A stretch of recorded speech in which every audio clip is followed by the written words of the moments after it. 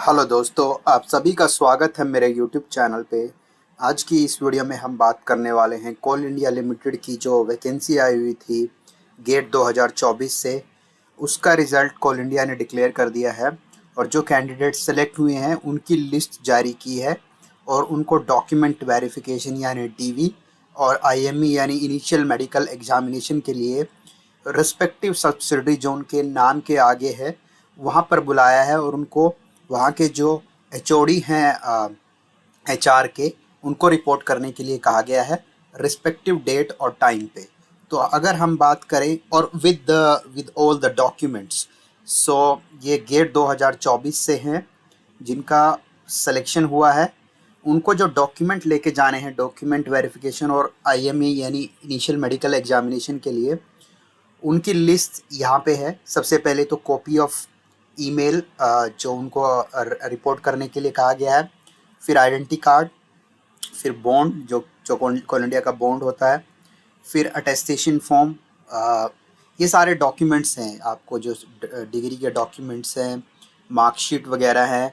और अगर किसी का ओबीसी है तो ओबीसी का सर्टिफिकेट, ईडब्ल्यूएस है तो ईडब्ल्यूएस है, और गेट 2024 का स्कोर कार्ड ऑब्वियसली। और अगर आप किसी पहले से गवर्नमेंट, सेमी गवर्नमेंट या पीएससी या ऑटोनॉमस बॉडी में काम कर रहे हैं तो वहाँ का एनओसी भी आपको चाहिए। अगर कैंडिडेट उस दिन पे ये डॉक्यूमेंट ले जाने में सक्सेसफुल नहीं होता है तो उसका कैंडिडेचर कैंसिल हो जाएगा। इसके अलावा अगर वो अनफिट फॉर एम्प्लॉयमेंट यानी जो आईएमई होगा इनिशियल मेडिकल एग्जामिनेशन, उसमें अगर वो अनफिट पाया जाता है तो भी उसका कैंडिडेचर कैंसिल हो जाएगा। तो अगर हम बात करें सबसे पहले माइनिंग डिसिप्लिन की, तो यहाँ पे जो कैंडिडेट्स हैं उनको रिपोर्ट करना है 25 अप्रैल 2025 को, और जो टाइम ऑफ रिपोर्टिंग है सुबह 10 बजे है। और जनरल मैनेजर एचओडी जो एचआर के हैं उनको और उनके सामने जो सब्सिडरी लिखी हुई है, जैसे यहाँ पर सब्सिडरी लिखी हुई है सीसीएल, बीसीसीएल, एनसीएल, फिर इसी तरीके से एससीसीएल, सीएमपीडीआईएल, इस तरीके से जो उनके सामने सब्सिडी लिखी हुई है वहाँ पे उनको रिपोर्ट करना है। तो यहाँ पर अगर मैं टोटल कैंडिडेट्स माइनिंग डिसिप्लिन में बात करूँ तो यहाँ पर जो टोटल कैंडिडेट्स हैं वहाँ पे, यहाँ पर जो लिस्ट है वो टोटल 263 कैंडिडेट्स को रिपोर्ट करने के लिए कहा गया है। इसके अलावा जो माइनिंग में कट ऑफ है गेट स्कोर की, वो भी unreserved, OBC, non creamy layer, SC ST और इकोनॉमिकली वीकर सेक्शन के लिए यहाँ पे दी हुई है। इसके अलावा फिर बात करें सिविल डिसिप्लिन के लिए तो 28 अप्रैल 2025 को रिपोर्टिंग डेट है सुबह 10 बजे। और यहाँ पे जो कैंडिडेट की लिस्ट है ये सिविल के लिए कैंडिडेट की लिस्ट है। टोटल 91 कैंडिडेट्स हैं और ये यहाँ पर कट ऑफ स्कोर है, जो गेट का कट ऑफ स्कोर है unreserved, OBC, non creamy layer, SC ST, EWH, PD, PWD.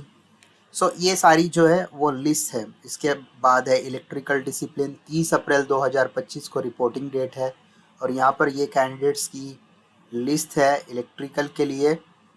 Total जो कैंडिडेट हैं वो 102 हैं। फिर उसके बाद जो इलेक्ट्रिकल है उसके लिए यहाँ पर कट ऑफ स्कोर भी दिया हुआ है। फिर मैकेनिकल डिसिप्लिन है, इसी तरीके से मैकेनिकल के कैंडिडेट्स की लिस्ट है। और यहाँ पर आपको जैसे पता होगा इलेक्ट्रिकल और मैकेनिकल में दो ब्रांचेस, दो कार्डर्स हैं कोल इंडिया में, एक्सकावेशन और ईएनएम यानी इलेक्ट्रिकल एंड मैकेनिकल। तो दोनों कार्डर्स में दोनों ब्रांचेस से कैंडिडेट्स को दिया जाता है, क्योंकि दोनों ही कार्डर में इंटर मिक्सिंग है मैकेनिकल और इलेक्ट्रिकल की। तो यहाँ पर ये कट ऑफ स्कोर है। इसके अलावा सिस्टम डिसिप्लिन है, 5 मई को रिपोर्टिंग डेट है।